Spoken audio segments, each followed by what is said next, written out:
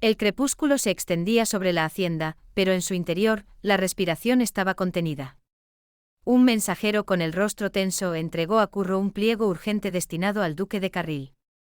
Irónicamente, el duque estaba de visita precisamente para discutir asuntos de seguridad en sus propiedades. Curro, unido por un antiguo lazo de sangre, a menudo servía de intermediario discreto. Abrió el pergamino y el mundo se le vino encima. Un frío repentino le apretó el pecho y su rostro se puso pálido. ¿Qué te pasa, muchacho? No te veo bien, tronó el duque, sus ojos agudos registrando cada matiz. Curro tragó con dificultad, su voz apenas un susurro desgarrado. Se trata de Esmeralda, su camarera. Ha desaparecido. La noticia se propagó como un eco silencioso y aterrador, no entre los chismorreos de los sirvientes, sino como una alarma que resonaba solo en la mente de un círculo muy restringido, Curro, Pía y Vera. Se reunieron furtivamente en la biblioteca, un santuario de libros y secretos, el lugar menos concurrido a esa hora crepuscular. La preocupación esculpía sus rostros, haciendo palpable la ansiedad que los consumía. Ni rastro ninguno, murmuró Curro, releyendo los detalles del mensaje, el ceño fruncido. Su habitación está intacta, sus efectos personales están allí. Simplemente se esfumó. Anoche estaba en la finca del duque y esta mañana ya no estaba. No es una coincidencia, afirmó Pía, con una mirada seria y penetrante. Justo cuando empezamos a investigar los asuntos del duque, justo cuando Esmeralda estaba empezando a confiar en nosotros, desaparece. Vera se abrazó, un ligero temblor sacudiéndole el cuerpo. Esto es una advertencia. O peor. El duque sabe que estamos investigando. Y nos está enviando un mensaje claro. Curro apretó la mandíbula, el dolor y una rabia creciente que se mezclaban con el miedo. Un mensaje que dice que si seguimos podríamos acabar como ella. El miedo, frío y agudo, le desgarraba el pecho, pero la rabia le daba una fuerza inesperada. No podían rendirse ahora. Tenían que encontrar a Esmeralda y desvelar la verdad, a cualquier precio. La desaparición de aquella muchacha inocente había transformado su investigación, de una cuestión de justicia abstracta, en una desesperada misión de rescate. En el corazón de esta tormenta inminente, el vínculo entre Curro y Ángela era un faro de calma, un refugio frágil pero inestimable. Conscientes de las amenazas que los rodeaban, desde la desaprobación familiar hasta los peligros que Curro enfrentaba con su búsqueda, cada momento juntos se convertía en un acto de resistencia. Se encontraban en el jardín, envueltos por la sombra de una encina centenaria, lejos de ojos indiscretos y oídos curiosos. Tengo miedo, Curro, susurró Ángela, apoyando la cabeza en su hombro, la respiración ligeramente agitada. Yo también, respondió él, besándole el cabello suave. Pero el miedo a perderte es infinitamente más grande que cualquier otro. Y ese miedo me da una fuerza inesperada. Ángela sintió sus palabras como una inyección de fortaleza, la solidez de su presencia le daba una determinación que no sabía que poseía. Era un coraje que necesitaría desesperadamente. Había tomado una decisión irrevocable. Ya no aceptaría ser un peón pasivo en el juego de su familia. Era el momento de enfrentarse a sus carceleros, de reclamar su propia libertad. Con esta resolución ardiéndole en el pecho, buscó a Lorenzo y a su madre. Los encontró en el salón de fumadores, absortos en discutir con cínica frialdad sobre su futuro, como si fuera una propiedad a repartir.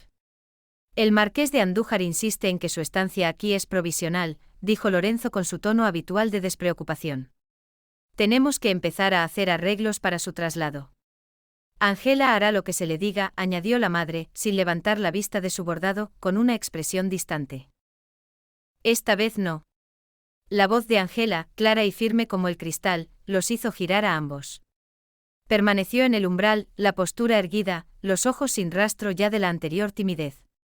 Mi estancia aquí no está subordinada a sus negociaciones, declaró, avanzando con paso decidido. La promesa ahora es mi hogar. Curro es mi vida. Y no voy a ir a ninguna parte. No iré con el marqués de Andújar, no volveré a su casa, y no les permitiré seguir dictando mi futuro. Me he ganado el derecho a quedarme aquí y me aseguraré de que valga la pena. Lorenzo la miró fijamente, la boca ligeramente abierta, antes de que su rostro se contrajera en una mueca de rabia mal disimulada. La madre, aturdida, dejó caer el bordado de sus manos. Angela no solo los estaba desafiando, estaba reclamando su propia identidad, su propia vida. Fue un momento de liberación, una victoria personal que la hizo sentir como si pudiera volar. Por primera vez, era dueña de su destino. Pero en la promesa, la felicidad era una mercancía efímera, un espejismo destinado a desvanecerse. Justo cuando Angela saboreaba el dulce sabor de su emancipación, un camarero entró con una carta en una bandeja de plata. El sello era inconfundible, siniestro en su elegancia, el del marqués de Andújar. Una carta para la señorita Angela, anunció el camarero con voz neutra. Con un nudo en el estómago, Angela rompió el sello. Sus ojos recorrieron las elegantes líneas de la caligrafía. La sonrisa desapareció de su rostro, reemplazada por una palidez de puro horror. La carta no contenía ni una orden ni una amenaza. Contenía una noticia. Una noticia que lo cambió todo, que empañó su recién encontrada felicidad con la sombra de un pasado que creía haber dejado atrás, y que amenazaba con destruir su futuro con Curro de una manera que nunca habría imaginado. La carta del marqués de Andújar temblaba en la mano de Angela. No era una orden, sino una revelación, escrita con una frialdad notarial que la hacía aún más cruel. En su misiva, el marqués informaba a Angela que, en consideración de su persistente e inapropiada estancia en la promesa, se veía obligado a aclarar su situación legal. Su padre, antes de morir, había contraído una deuda colosal con la casa de Andújar. Una deuda que, en un acuerdo desesperado, había saldado con lo único de valor que le quedaba, un contrato de compromiso que prometía la mano de su única hija, Angela, al sobrino del marqués, un hombre que Angela ni siquiera había conocido.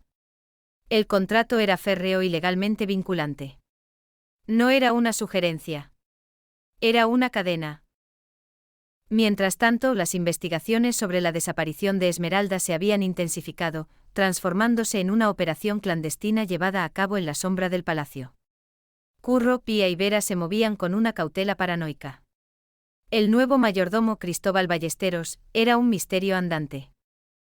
Su eficiencia era casi robótica, sus ojos parecían verlo todo.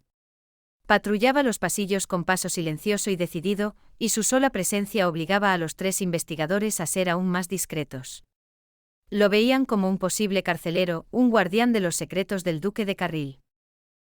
Decidieron que el primer paso sería registrar los aposentos del duque en la promesa. Esperaron hasta bien entrada la noche, cuando el palacio se sumergió en un profundo silencio, roto solo por el tic-tac obsesivo de los relojes de péndulo. Curro se encargó de vigilar el pasillo, el oído atento a cualquier susurro, mientras Pía y Vera se escabullían en la habitación de invitados que el duque había ocupado. La habitación era impersonal, casi estéril, desprovista de cualquier toque personal. Pero Pía, con su ojo entrenado para los detalles, notó algo. Debajo de la alfombra persa, una tabla del suelo parecía ligeramente levantada, casi imperceptiblemente. Con la ayuda de un abrecartas que Pía tenía en el bolsillo, lograron abrirla con cautela. Debajo, en una pequeña cavidad hábilmente oculta, encontraron una cartera de cuero finamente trabajada. Dentro no había dinero, sino una serie de documentos. Se trataba de registros de envíos con fechas precisas, nombres crípticos y cantidades anotadas en un lenguaje codificado. «¿Qué es esto?», susurró Vera, acercando una vela parpadeante para leer mejor. «Parecen transacciones comerciales», dijo Pía, frunciendo el ceño con una mezcla de curiosidad y sospecha. «Pero los nombres de las mercancías son extraños: ópalo negro, lágrimas de ángel, polvo de estrellas». Curro, desde la puerta, les hizo una señal urgente, casi imperceptible. Alguien se acercaba. Rápidamente volvieron a colocar los papeles y la tabla, justo cuando los pasos se detuvieron frente a la puerta. Contuvieron la respiración, el corazón latiéndoles con fuerza. Después de un momento que pareció eterno, los pasos reanudaron su camino, alejándose. Era Ballesteros, haciendo sus rondas nocturnas, con su presencia insomne y casi amenazante. Estuvieron a punto de ser descubiertos. Al día siguiente llevaron los documentos a un lugar seguro, lejos de miradas indiscretas, para estudiarlos con calma. Fue Vera, con su inesperado conocimiento del mundo, adquirido devorando novelas y relatos prohibidos, quien tuvo una revelación. «Estas no son piedras preciosas», dijo, señalando una de las entradas en el documento. «Ópalo negro es un nombre en clave». Lo leí en un cuento de contrabando. Es un tipo de opio refinado. Y Lágrimas de Ángel podría ser láudano o morfina. El horror se extendió entre ellos como un veneno lento e inexorable. El duque de Carril no era simplemente un noble corrupto.